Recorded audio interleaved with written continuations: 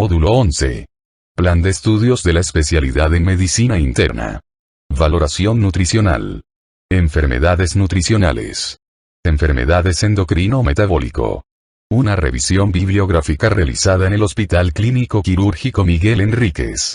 La Habana, septiembre de 2021.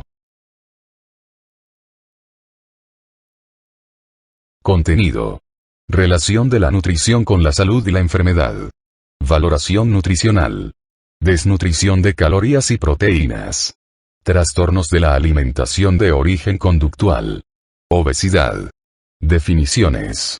Índice de medida. Clasificación. Etiología. Fisiopatología. Cuadro clínico. Su relación con el sistema endocrino. Tratamiento. Atención psicológica y prevención. Delgadez. Anorexia nerviosa. Etiología probable. Cuadro clínico y diagnóstico diferencial. Nutrición enteral.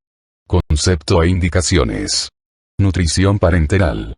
Concepto e indicaciones. Valoración nutricional. Objetivos e importancia de la valoración nutricional.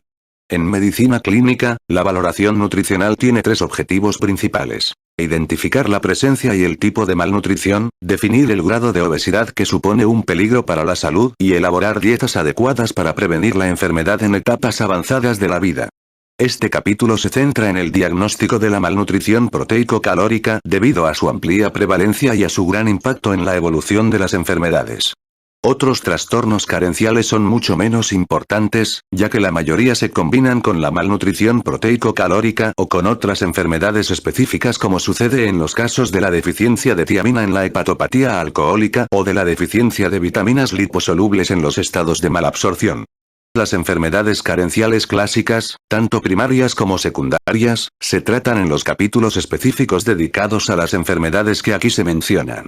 La disponibilidad generalizada a partir de mediados de los años 80 de pautas para los tratamientos enterales y parenterales que pueden aportar dietas alimenticias adecuadas para la práctica totalidad de las enfermedades hace que sean esenciales para todos los médicos de asistencia primaria, unos conocimientos rudimentarios de la fisiopatología de la malnutrición proteico-calórica, y de la forma adecuada de valorarla. Valoración nutricional clínica. La valoración funcional del estado de nutrición proteica se basa sobre todo en la anamnesis, la exploración física incluida una antropometría sencilla, y la medición de las concentraciones de determinadas proteínas secretoras en el plasma. Anamnesis. Aunque en algunas ocasiones puede ser útil hacer una valoración dietética detallada, en la mayoría de los casos el médico puede limitar sus preguntas sobre la dieta a si los pacientes siguen una dieta prescrita, la cantidad de alcohol que toman y si toman suplementos dietéticos, incluyendo vitaminas, minerales y hierbas, de forma habitual. En los pacientes ambulantes, la capacidad para mantener el peso habitual y adecuado indica en general que una posible deficiencia importante de micronutrientes no se debe a una dieta inadecuada. Las deficiencias aisladas de vitaminas en ausencia de pérdida de peso o de síntomas son raras, salvo quizá las de folato y vitamina B12. En ausencia de enfermedades subyacentes, alteraciones fisiológicas, por ejemplo, acloridría del envejecimiento, o pérdida de peso, las anemias nutricionales son poco frecuentes, excepto cuando aparecen como consecuencia del déficit de vitamina B12 inducido por dietas vegetarianas estrictas o veganas, o del déficit de folato que originan las dietas excesivamente rigurosas, si bien esto último es menos frecuente hoy en día debido a que en los países desarrollados los alimentos suelen contener folato añadido. Solo la deficiencia de hierro es una causa frecuente de anemia dietética. Por el contrario, es probable que la valoración completa de la dieta y las prescripciones dietéticas ayuden a los pacientes con cuadros como la malabsorción de grasa acompañada de pérdida de peso, calambres o diarrea. Los que mejor llevan a cabo estas evaluaciones son los especialistas en dietética. Por tanto, solo es necesario hacer una valoración nutricional detallada de la malnutrición proteico-calórica con una valoración secundaria de los déficits de vitaminas y minerales cuando coexisten una malnutrición proteico-calórica con una enfermedad específica que se sabe que interfiere en el metabolismo de determinados nutrientes, como sucede con la enfermedad celíaca, la anemia perniciosa o las interacciones entre fármacos y nutrientes. Incluso en estas situaciones, la valoración debe insistir en las deficiencias más probables. En el caso de la malabsorción de grasas, hay que comprobar las concentraciones de vitaminas liposolubles A, D, E y K, las de cationes divalentes y trivalentes importantes, calcio, zinc, magnesio y hierro, y las del fósforo y de fosfatasa alcalina. Cuando se ha practicado una resección del íleon, deben medirse las concentraciones séricas de la vitamina B12, así como considerar la posibilidad de una depleción de sales biliares. La pérdida de peso debido a un síndrome de intestino corto debe impulsar una valoración inmediata de las vitaminas liposolubles, el ácido fólico, la vitamina B12, el calcio, el magnesio, el fósforo, el zinc y el hierro.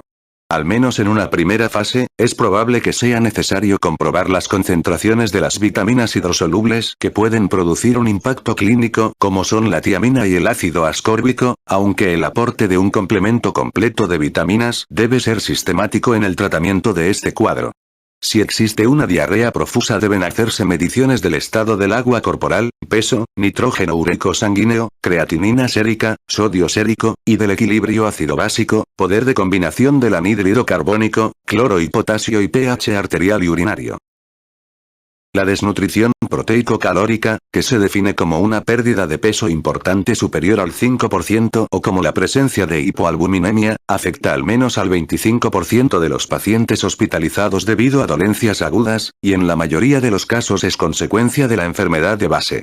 Muchos de estos pacientes pueden mejorar con un aporte nutritivo y requieren una valoración nutricional clínica completa, incluida una anamnesis dietética, una exploración física y pruebas complementarias que sirvan para confirmar la impresión clínica. En la anamnesis debe recogerse información sobre el momento y la magnitud de la pérdida de peso, las enfermedades, el tratamiento farmacológico, los síntomas gastrointestinales, dolor abdominal, diarrea, disfagia, los hábitos dietéticos, menos de 2 comidas al día, consumo de alcohol, ingesta de suplementos dietéticos, estado dental, los hábitos sociales, comidas en solitario, necesidad de ayuda para el cuidado personal, la situación económica, dinero suficiente para comer, y el estado mental, sobre todo si existen síntomas depresivos. A los ancianos, en los que la malnutrición proteico-calórica secundaria a estos últimos factores es más frecuente, hay que prestarles una atención especial. Soporte nutricional.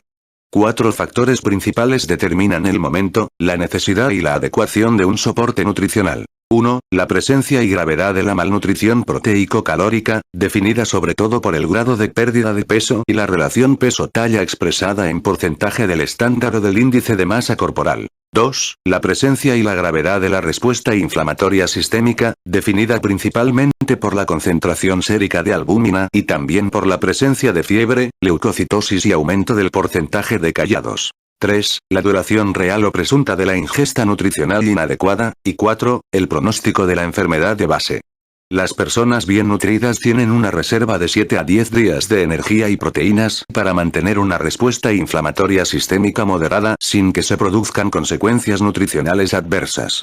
Una respuesta inflamatoria de mayor intensidad o una malnutrición proteico-calórica previa acortan de manera importante el periodo que el paciente puede tolerar una semi-inanición definida como un aporte de energía y proteínas inferior al 50% de las necesidades. Como corolario, es importante destacar el hecho de que cuando la ingesta energética es limitada, las necesidades proteicas para que los desenlaces sean óptimos aumentan, de tal manera que para compensar una disminución de la ingesta energética del 50%, sería preciso duplicar el aporte de proteínas. Pérdida de peso. Una pérdida de peso reciente no intencionada de 5 kilogramos o de más del 5% del peso habitual es una indicación para que se haga todo lo posible por diagnosticar la enfermedad o la circunstancia social subyacentes. La pérdida de peso aislada no distingue la composición de la pérdida de tejido, que puede oscilar entre el 25 al 30% de tejido magro en la semi-inanición sola y el 50% de tejido magro tras una semi-inanición combinada con un traumatismo, e incluso alcanzar una pérdida de peso del 75% en las lesiones más importantes, sepsis graves, quemaduras corporales importantes, traumatismos craneoencefálicos cerrados graves y traumatismos múltiples. Por tanto, una pérdida de peso no intencionada superior a 5 kilogramos o de más del 5% del peso habitual indica la necesidad de una valoración nutricional completa.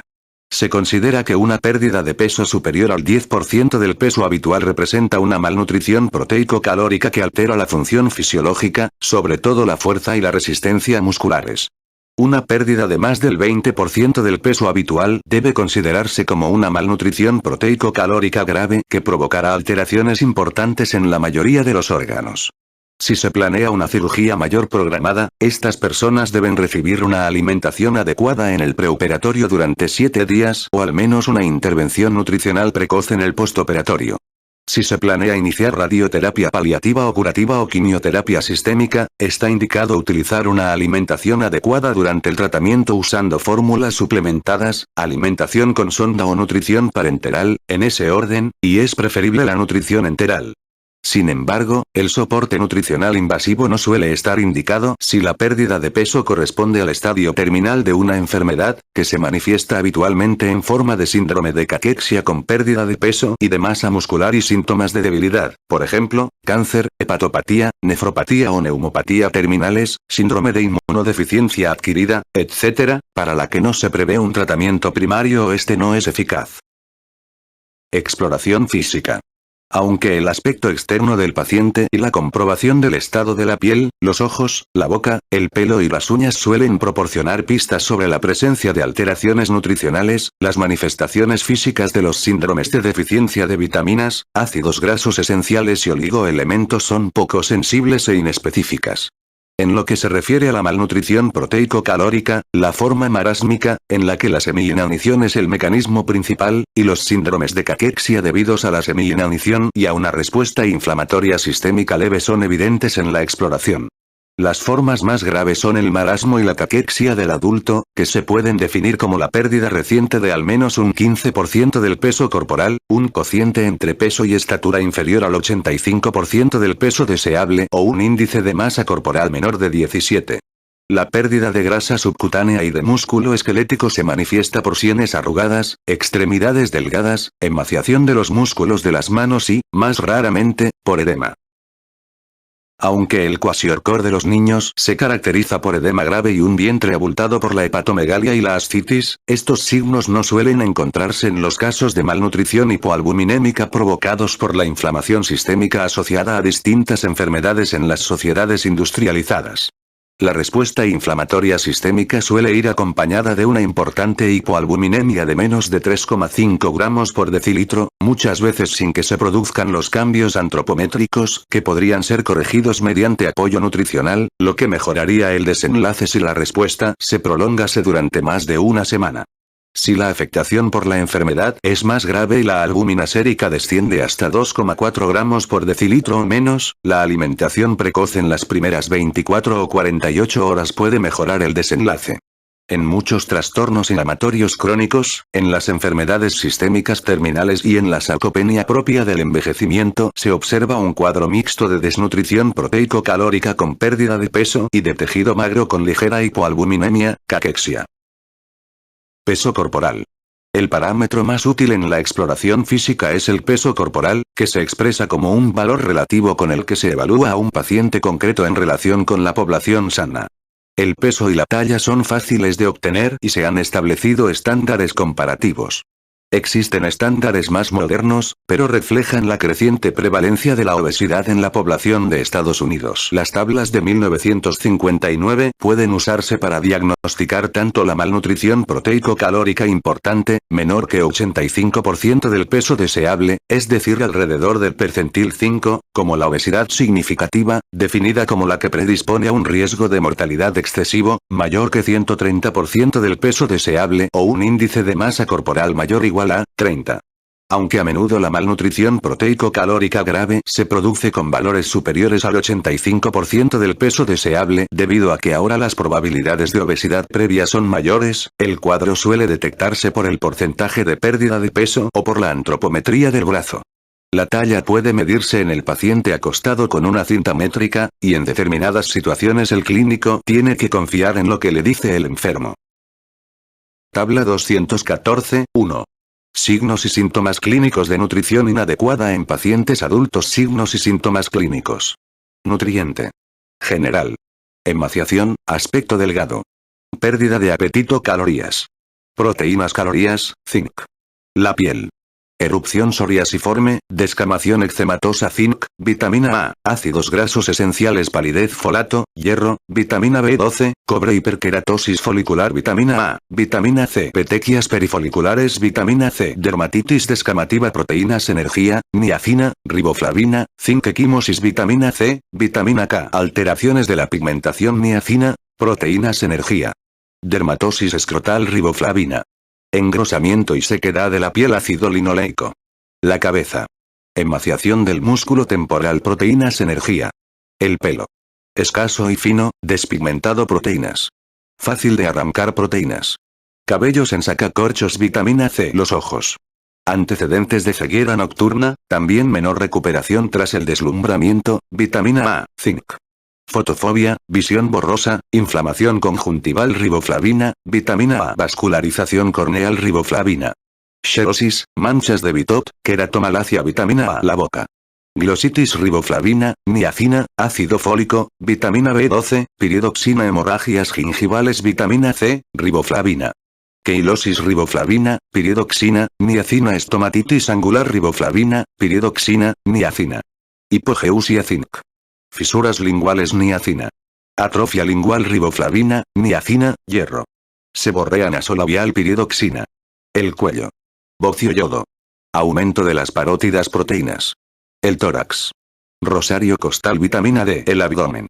Diarrea, niacina, folato, vitamina B12, distensión. Proteínas, energía. Hepatomegalia, proteínas, energía. La extremidades. Edema, proteínas, tiamina. Reblandecimiento óseo, vitamina D, calcio, fósforo. Hipersensibilidad ósea, vitamina D, dolor óseo, dolor articular, vitamina C, emaciación muscular, dolor muscular. Proteínas, calorías, vitamina D, selenio, cloruro sódico. Sensibilidad muscular, dolor muscular, tiamina. Las uñas. Forma de cuchara, hierro. Líneas transversales, proteínas. Neurológicos. Tetanía, calcio, magnesio. Parestesias, tiamina, vitamina B12. Pérdida de reflejos, caída de la muñeca, caída del pie, tiamina. Pérdida de la sensibilidad vibratoria y posicional, vitamina B12. Ataxia, vitamina B12. Demencia, desorientación, niacina. Y la sangre. Anemia, vitamina B12, folato, hierro, piridoxina. Hemólisis, fósforo, vitamina E. Tabla 214, 2. Peso deseable en kilogramos en relación con la altura para hombres y mujeres mayores de 25 años. La principal variable de confusión que limita el valor del peso y la talla como índices de malnutrición proteico-calórica es la tendencia a la retención de agua en algunas enfermedades, en cuyo caso la ganancia de peso no refleja un aumento de la masa corporal magra ni del contenido proteico. La retención de líquidos es un problema importante sobre todo en los pacientes con malnutrición hipoalbuminémica debido a los efectos de la aldosterona, la hormona antidiurética y la insulina estimuladas por la respuesta de estrés, que producen retención de sodio y agua. Sin embargo, la retención de líquidos no suele confundir la valoración inicial del peso en los pacientes cuando se ven por primera vez en la consulta, salvo en los que tienen insuficiencia cardíaca, hepatopatía terminal o una nefropatía grave, en cuyo caso las alteraciones del metabolismo del agua se deben a la enfermedad subyacente y no a la respuesta hormonal a la inflamación sistémica. Índice de masa corporal. El índice de masa corporal, que es el peso en kilogramos dividido entre la altura en metros cuadrados, se ha convertido en el dato preferido para la valoración nutricional debido a dos atributos inapreciables. Su medición es relativamente independiente de la talla, y el estándar que se aplica a los hombres y las mujeres es el mismo. Los valores del índice de masa corporal que se utilizan son los siguientes. Nutrición normal, índice de masa corporal de 20 a menos de 25. Malnutrición proteico-calórica importante, menos de 18,5. Sobrepeso, de 25 a menos de 30, y obesidad, 30 o superior. La obesidad grave se define por un índice de masa corporal de 35 a menos de 40 y la obesidad patológica por un índice de masa corporal superior a 40. Los datos procedentes de los países en desarrollo indican que el índice de masa corporal se correlaciona mejor con la evolución del paciente que el peso y la talla. Antropometría del brazo. Alrededor del 50% de la grasa corporal es subcutánea. El uso de calibradores para medir el grosor del pliegue cutáneo del tríceps es la técnica más práctica para calcular la grasa corporal. Existen tablas con las mediciones estándar del pliegue cutáneo, obtenidas a partir de una muestra de probabilidad de la población estadounidense. En general, para definir la anormalidad se utiliza un valor inferior al percentil 5. El principal valor de las mediciones del pliegue cutáneo del tríceps es la determinación de la circunferencia muscular del brazo o el área muscular del brazo. La circunferencia muscular del brazo es una medida específica de malnutrición proteico-calórica cuando el valor límite se establece en el percentil 5 o 10, y es especialmente útil en los pacientes con cuadros edematosos y en los amputados, en los que los pesos son inexactos o poco sensibles. Las mediciones del pliegue cutáneo del tríceps y de la circunferencia muscular del brazo adquieren su máxima utilidad en la definición inicial de la malnutrición marásmica o del trastorno mixto. Muchos especialistas en dietética son expertos en la antropometría del brazo. Proteínas séricas. A pesar de muchas reticencias, la concentración sérica de la albúmina se mantiene como el estándar tradicional para la valoración nutricional gracias a su dilatada historia y a su uso continuo para diferenciar las formas principales de malnutrición proteico-calórica. La hipoalbuminemia es un fuerte factor de predicción del riesgo de morbilidad y mortalidad tanto en los pacientes hospitalizados como en los ambulantes.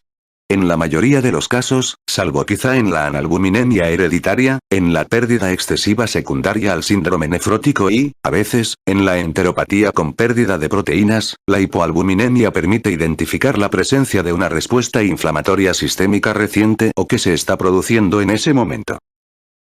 Se considera que un valor de albúmina sérica inferior a 3,5 gramos por decilitro indica una respuesta inflamatoria sistémica leve, mientras que un valor inferior a 2,4 gramos por decilitro corresponde a una respuesta inflamatoria grave que produce anorexia, limitación de la ingesta alimentaria, y un aumento del catabolismo proteico, con la consiguiente aceleración del desarrollo de la malnutrición proteico-calórica. Con una semivida de 18 a 20 días y un índice de recambios fraccional de alrededor del 10% al día, las concentraciones de albúmina tardan unas 2 semanas en recuperar sus valores normales con una alimentación adecuada una vez que la respuesta de estrés ha remitido. Si persiste la inflamación sistémica, una alimentación adecuada no aumenta la concentración sérica de albúmina, aunque sí produce beneficios nutricionales importantes en lo que se refiere a la cicatrización de las heridas y a la función inmunitaria. Las concentraciones de otras proteínas como la transferrina, la prealbúmina y la proteína de unión al retinol, con semividas respectivas de 7 días, 2 días o medio día, también disminuyen de manera aguda con las lesiones y responden con mayor rapidez cuando la inflamación sistémica remite. Sin embargo, la transferrina sérica también varía con el estado del hierro, y la prealbúmina y la proteína de unión al retinol lo hacen con los hidratos de carbono de la dieta y con la función renal, lo que hace que no sean menos fiables que la albúmina para identificar la presencia y la gravedad de la respuesta inflamatoria sistémica, si bien reejan la respuesta nutricional con mayor rapidez que esta una vez que la inflamación disminuye. Métodos de detección combinados. Los investigadores han intentado combinar de numerosas formas los distintos componentes de la valoración nutricional como son la anamnesis, la exploración física, la antropometría y las proteínas séricas, en una sola puntuación. Algunos de los métodos más utilizados son los siguientes. La valoración subjetiva global, que clasifica a los pacientes en A, B o C o como nutrición normal, malnutrición leve o malnutrición moderada. El índice de riesgo nutricional, que se basa solo en la pérdida de peso y la concentración de albúmina, y valoraciones más amplias. No se ha comprobado que ninguna de estas técnicas sea superior a las demás. Tratamiento nutricional y su valoración. Los mismos índices que se usan en la valoración nutricional inicial pueden emplearse para valorar la respuesta al tratamiento, siempre que se tengan en cuenta determinados aspectos. Valoración de la masa corporal magra y del agua corporal total. En un paciente hospitalizado y estresado que recibe soporte nutricional, los cambios diarios de peso suelen ser un reflejo de las modificaciones del balance hídrico más que del balance energético. En situación ambulatoria, es más probable que los aumentos o las disminuciones del peso reflejen cambios del estadio nutricional proteico y de la grasa corporal, ya que la enfermedad subyacente suele ser menos grave. Ni siquiera los métodos de investigación más sensibles para valorar los cambios de la masa corporal magra ofrecen ventajas para el diagnóstico en los pacientes más graves. Las técnicas que miden el agua corporal total como la dilución de isótopos y el peso bajo el agua, a partir de las cuales se extrapola el tejido magro, no tienen en cuenta la distorsión de la hidratación que experimenta el tejido magro con la enfermedad. Las medidas sustitutivas del contenido proteico corporal total para calcular los tejidos magros, como la medición del potasio corporal total y la absorciometría por rayos X de doble nivel de energía, no están ajustadas a las diferencias de la composición corporal en la enfermedad. Un método más reciente, el análisis de la impedancia corporal con una sola frecuencia o con multifrecuencia, se ha mostrado prometedor como método sencillo, exacto y no invasivo que puede permitir diferenciar entre el agua intracelular y extracelular, utilizándose la primera para calcular el tejido magro en una valoración inicial. Sin embargo, esta técnica tampoco resuelve las dificultades propias derivadas de la gran alteración del agua corporal total en los pacientes en estado crítico. La resonancia magnética y la medición del nitrógeno corporal total son las herramientas más fiables para evaluar la cantidad de tejido magro, pero son útiles especialmente en el ámbito de la investigación. El método de elección para cuantificar el tejido magro es la determinación in vivo del nitrógeno mediante análisis por activación de neutrones, pero la utilización de este procedimiento está y seguirá estando limitada a los ámbitos de investigación. Según estudios realizados con pacientes en estado crítico, la utilización de técnicas rápidas y disponibles en el entorno clínico habitual, como la determinación del contenido de grasa corporal mediante absorciometría de rayos X de doble energía combinada con la determinación del agua total mediante análisis de impedancia corporal, parece una vía prometedora para poder estimar la masa verdadera de tejido magro. Restablecimiento del tejido magro. En un paciente no estresado con la forma marásmica de malnutrición proteico-calórica, el aporte de la energía adecuada y de 1,2 a 1,5 gramos por kilogramo de proteínas debería producir un balance positivo de nitrógeno de 2 a 6 gramos por día, de 60 a 180 gramos de tejido magro, y una lenta ganancia de peso que dependerá del balance positivo de energía. Por ejemplo, el aporte de 300 kilocalorías por encima del gasto energético proporciona alrededor de 120 gramos de tejido magro, equivalente a 100 kilocalorías, y de 200 kilocalorías, 22 gramos, en forma de grasa, lo que supone un total de 140 gramos de peso al día. Las ganancias de peso superiores a estas cifras suelen deberse a la retención de sodio y agua secundaria a la insulina estimulada por la dieta de hidratos de carbono. Esta sobrehidratación puede corregirse limitando la ingesta de sal y líquido. En los pacientes con malnutrición hipoalbuminémica, que ya no están estresados, una dieta similar produce una ganancia de peso de tejido comparable, pero la modificación del peso suele ser menor cuando el edema desaparece al normalizarse la albúmina en 2 a 4 semanas y la proteína de unión al retinol, la prealbúmina y la transferrina con mayor rapidez.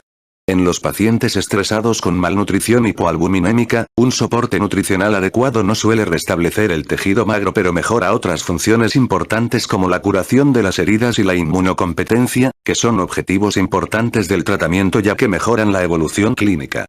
Tanto la respuesta inflamatoria sistémica como la limitación de la actividad reducen la eficiencia de la reposición del músculo esquelético, que representa el 30% del peso corporal y el 75% del tejido magro metabólicamente activo. El estudio funcional de la fuerza y la resistencia musculares, por ejemplo con dinamometría de la mano, puede ser un método útil para valorar la respuesta, aunque su aceptación clínica no ha sido amplia. De la misma forma, cualquier reducción de otras funciones fisiológicas o la alteración de la capacidad del paciente para realizar las actividades habituales de la vida diaria acentúan las consecuencias de la malnutrición proteico-calórica. Los síndromes de caquexia reflejan la pérdida de tejido magro con inflamación persistente leve o moderada debidas a una enfermedad crónica subyacente. La respuesta a la terapia nutricional no suele ser buena si no se mejora o corrige la enfermedad de base. Mediciones del gasto energético y de las necesidades calóricas. Aunque el gasto calórico puede medirse ahora con facilidad y exactitud gracias a la calorimetría indirecta con aparatos portátiles, en la mayoría de las situaciones basta con calcular el gasto energético. Los tres componentes del gasto energético total son el gasto energético basal, aproximadamente entre el 55 al 65% del gasto energético total, el efecto térmico de los alimentos, 10% del gasto energético total, y el gasto energético de la actividad, 25 al 33%. Una ingesta de 30 al 35 kilogramos de peso corporal mantiene el peso de la mayoría de los pacientes ambulantes sedentarios, con ajustes de 200 a 300 kilocalorías determinados según los cambios semanales del peso. Aunque los pacientes jóvenes con quemaduras o traumatismos graves pueden necesitar de 35 al 40 kilogramos en la fase aguda para cubrir el gasto energético total, un aporte de energía principalmente en forma de hidratos de carbono que supere las 35 kilogramos aumenta de forma sustancial la probabilidad de hiperglucemia. Los datos existentes indican que una glucemia superior a 180 miligramos por decilitro es un factor de riesgo importante para las infecciones hospitalarias, lo que subraya la importancia de un mejor control de la glucemia mediante perfusiones de insulina, reducción de la ingesta calórica o ambas. La mayoría de los pacientes postoperados que requieren un aporte nutricional invasivo por complicaciones mecánicas o infecciosas suelen necesitar alrededor de 25 kilogramos para cubrir sus necesidades de energía, pero no más de 30 kilogramos debido a su edad avanzada, su reducida actividad física y su escaso gasto de energía. En estos pacientes hay que evitar la sobrealimentación, de hecho, la infraalimentación moderada en las primeras semanas de la enfermedad aguda podría incluso mejorar la evolución de los pacientes más graves. El objetivo principal de la monitorización nutricional de los pacientes en estado crítico 9 es comprobar si se está proporcionando una alimentación diaria adecuada a las necesidades estimadas del paciente, y no el conocimiento de ningún otro parámetro nutricional, salvo el peso como indicador del estado de hidratación. La nutrición parenteral precoz no es preferible a la nutrición enteral. Además, todavía no se sabe cuándo se debe empezar a administrar la alimentación plena, inmediatamente o en algún momento de la primera semana, ni cuál es la mejor pauta de alimentación, dieta hipocalórica con entre el 50 y el 70% de las necesidades energéticas estimadas e hiperproteica con al menos 1,5 gramos por kilogramo, frente a la cobertura del 100% de las necesidades energéticas y proteicas al menos durante las primeras semanas de la enfermedad crítica. La desventaja de administrar la alimentación plena a los pacientes en estado crítico es que existe un riesgo elevado de hiperglucemia y de complicaciones infecciosas asociadas a la misma, así como la necesidad de administrar una mayor cantidad de líquidos, con las consecuencias adversas que esto conlleva. Parece que la alimentación hipocalórica es tan eficaz como la alimentación plena, al menos durante las primeras semanas de enfermedad crítica.